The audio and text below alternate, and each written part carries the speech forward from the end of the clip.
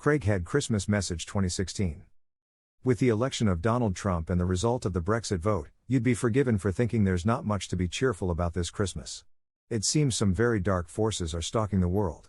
As hard as it can be to see the silver lining at the moment, there is cause for hope if you look closely enough. Men like Donald Trump and Nigel Farage have channeled the most cynical and destructive forces of the human spirit and gained popularity. But it's still possible to direct the same discontent to achieve great things that lift people's spirits. It's still possible to bind ourselves towards a common purpose that enriches our lives. You only have to look at Martin Luther King and Gandhi to see what's possible in our crazy, mixed-up world. Both these men overcame overwhelming odds to achieve freedom and dignity for those they represented, and they did this without appealing to destructive emotions like hate and fear.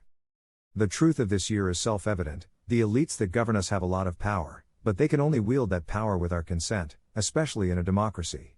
There are, after all, more people like us in the world than rich people. The most profound lesson of history is that the elites often forget their place. They forget that they serve the poor and the marginalized. If they do not understand this, the poor and marginalized will punish them at the ballot box and give those that presume to govern us their marching orders. We have long memories, and sometimes we aren't in a forgiving mood. Donald Trump in America and Nigel Farage in the UK, and what they represent, are a warning shot across the bows of those who have failed to govern justly. They ignore this warning, ignore you at their peril. The Labour government of 1945 built the NHS, the welfare state, and thousands of council houses at a time when the British economy was a mess from the aftermath of war, and the population was still subject to rationing.